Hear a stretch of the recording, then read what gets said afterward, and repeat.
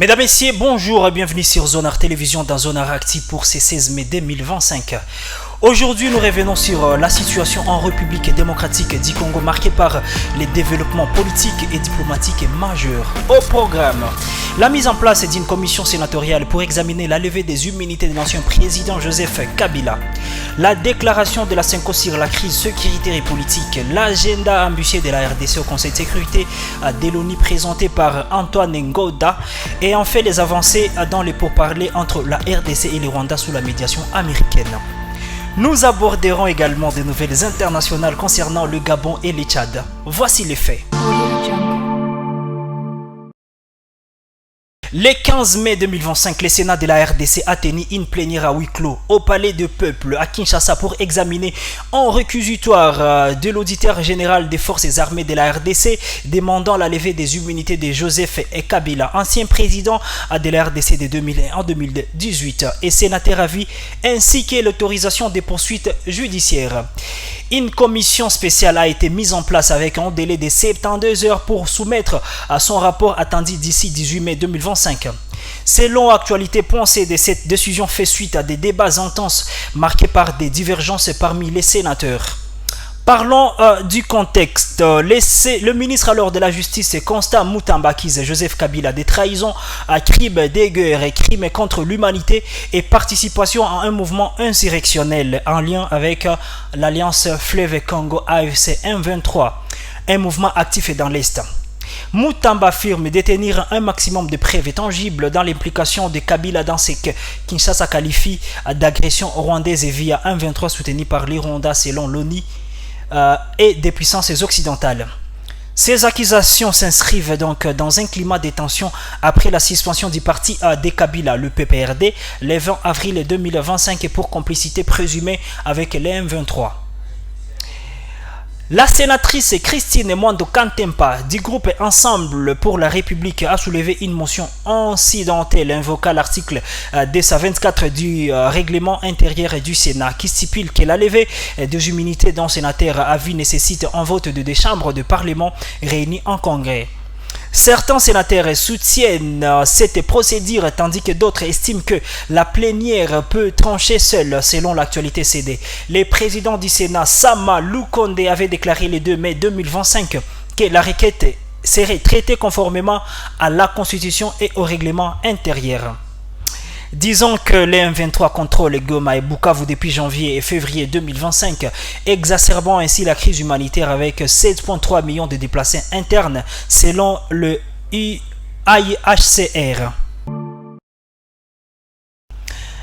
Le 16 mai 2025, la conférence épiscopale nationale du Congo, alors la CENCO, en collaboration avec l'Église du Christ Congo SCC, a publié une déclaration à l'issue de sa 72e assemblée plénière à Kinshasa, lue par Monseigneur Nchole, secrétaire alors général. Selon Vatican News et Actualité.cd, la CENCO exprime une profonde inquiétude face à la crise politique et sécuritaire en RDC.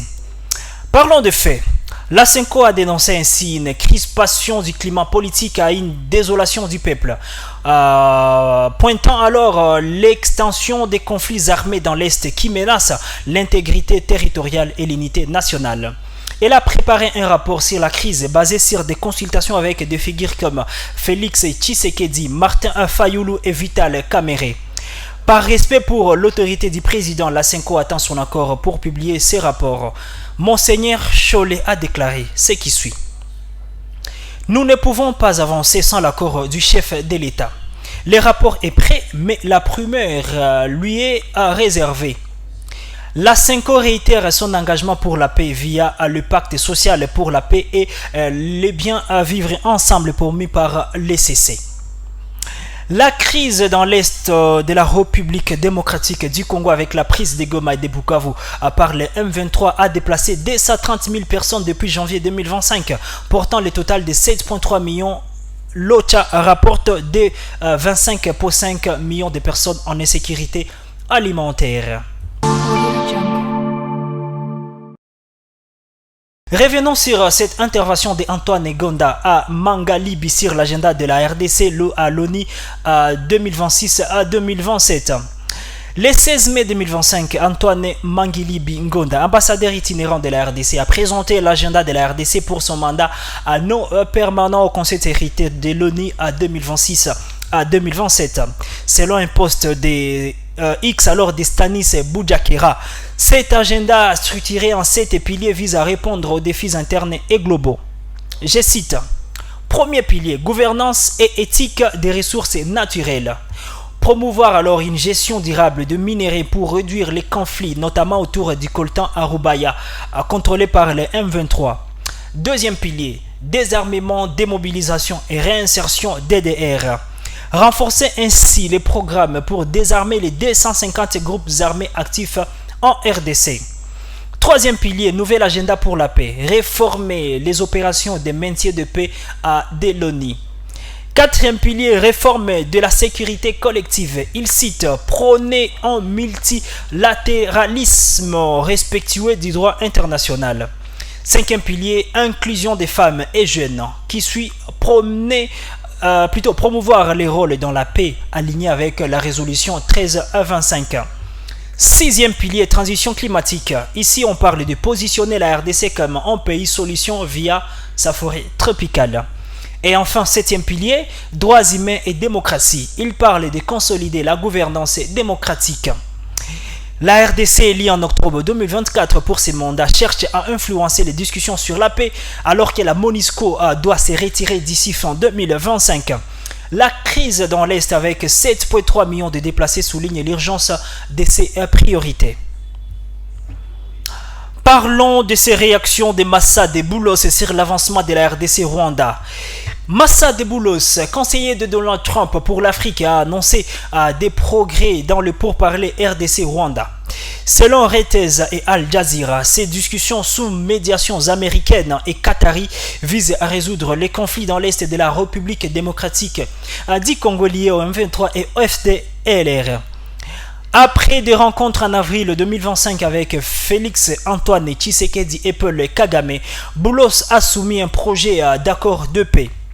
Les retours des deux pays étaient entendus le week-end du 15 au 16 mai. L'accord prévu pour une signature à la Maison Blanche en juin 2025 exige alors le retrait des troupes rwandaises en RDC, la redissolution du M23 et la neutralisation des FDLR par Kinshasa.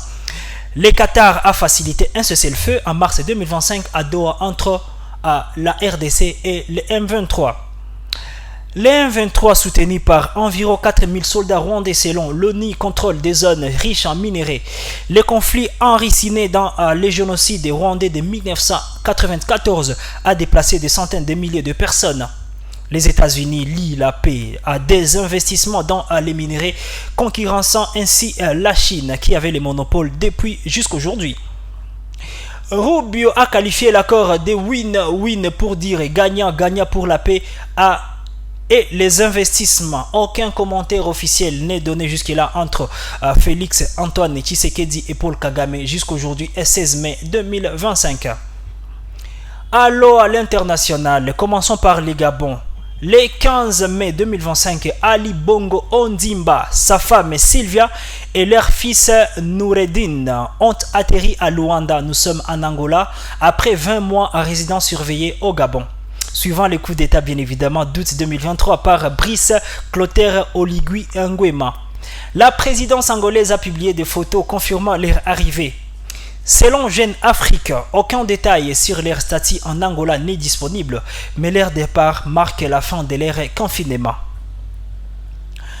Partons au Tchad. Le 16 mai 2025, l'opposant et ancien premier ministre Succès Masra a été arrêté à Djamena. Selon son parti, une vidéo de surveillance diffusée par le parti montre Masra quittant sa villa alors.